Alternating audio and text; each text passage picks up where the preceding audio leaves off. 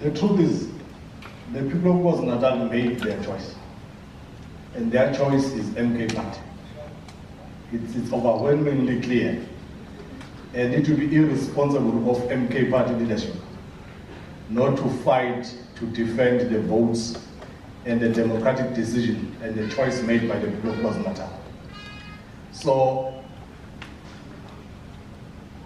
we will agitate and we will mobilize people of KwaZulu-Natal who voted for MK Party to help install MK Party as a legitimate government to govern KwaZulu-Natal. The numbers we're talking about, the numbers are there, it's 45%, and we'll use that 45% to remove the IPDA government with the help of the ANC and the National Freedom Party. As to who's gonna vote with MK Party, you will see that, but the clear intention is that the stealing of public funds that is happening now must be the last budget they are able to steal. Yes. The new budget comes on the 1st of April, and MK Party by that time should be presiding over the government.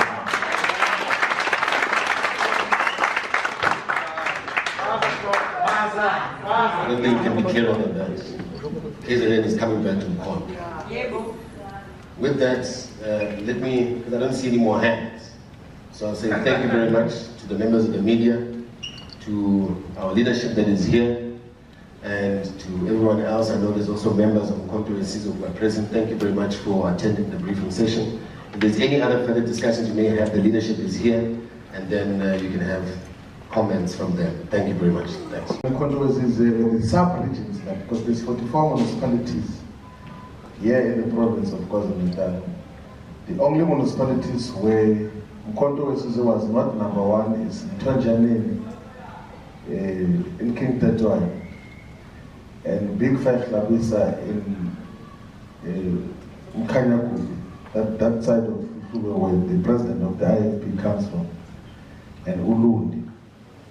But in the rest of the municipalities, Mkhonto was number one. And then in Greater Kokstad and Zulukhula as well, the ANC was number one. And those are the only two municipalities where the ANC was number one here in the province.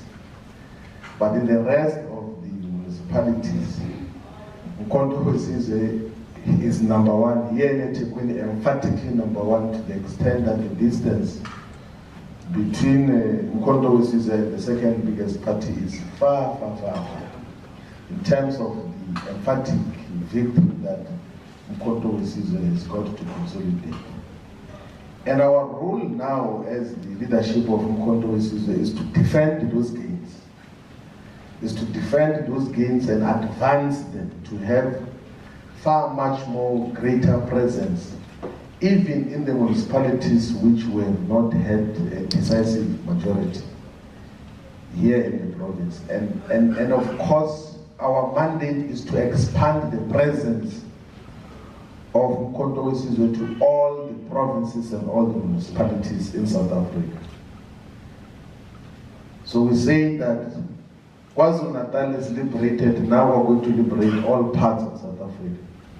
We're going to have formidable presence in all the municipalities in Limpopo and all the regions. There's already a lot of acceptance of Mkhonto in Mopane region, in Remben, Waterberg, in Capricorn, in Skukul. You'll get to realize with some of the immediate results that are going to come out of the elections that are taking place on the 4th of December. So we are going to have presence everywhere, including in the Western Cape. There are interesting developments that are going to happen in the Southern Cape, in Overberg, in the West Coast region. In Cape Metro, there's a lot of activity and excitement that is taking place for the organization.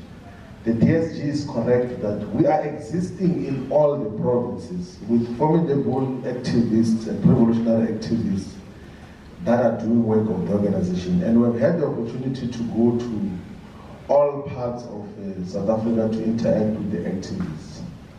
it is only in 2 legislatures where we're not represented, which is the Northern and Western Capes. But in the rest of the legislatures, Umkhonto Wesizwe is firmly represented. So in the Eastern Cape, we've got a member of the provincial legislature. In the Free State, we have. In Limpopo, we have. In the Northwest, we have. In Gauteng province, we've got 8 members of the provincial legislature. In Mpumalanga, we have the official opposition as Umkhonto Wesizwe. So we are present and this is an organization which, when the elections took place on the 29th of May 2024, was barely 6 months old. So that is a formidable achievement which we get to intensify, and it's going to be realized as the task which all of us have got to do. And then there's a question now that then deals with the accreditation for the main event here. We can assure you, all members of the media, that we're going to have smooth accreditation for all media houses and role players. So we're going to announce the dates for the accreditation process, and it will be done prior to the actual event taking place. So we'll issue out the RSVP as to where do you respond, and it will be accreditation, yes, of media. Yesterday we're finalizing that there will be accreditation for those who are going to be trading or selling different things here on the precincts of the stadium. So we're going to issue out the contact details of those who want to come and do vending of different products, whether be it food or regalia or whatever they think is relevant for the people who are going to attend. We're going to accredit those thoroughly as well. And we're going to accredit thoroughly those who have bought the hospitality suites. There won't be any confusion in terms of what happens. We're going to have a neat, clean, proper rally. There won't be any mistakes that we're going to commit. That is the nature of how the organization is going to be. So there won't be mistakes, there won't be delays on any issue. Everything else is going to be run thorough. Transport is going to be availed for all the 111 wards of eThekwini, for all the 901 wards of KwaZulu-Natal.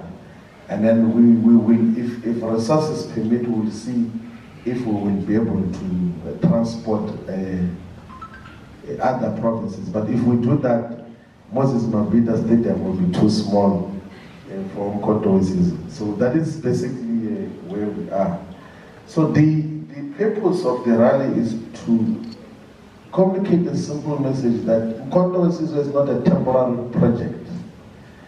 It's a revolutionary movement which seeks to unite all the oppressed masses of our people. It's a movement it's a liberation movement that says that we have been fighting in different corners for a very long time. Let's now come together and fight against colonialism. Let us fight for total decolonization. Let's take the struggle to another level to liberate the majority of our people. And we believe that the rally and all the programs and the activities that we're going to have are going to emphatically demonstrate to the people of South Africa that we are an organization that is here to stay. We're not a temporary arrangement, we're an organization for the future. And it will be demonstrated accordingly. Thank you very much.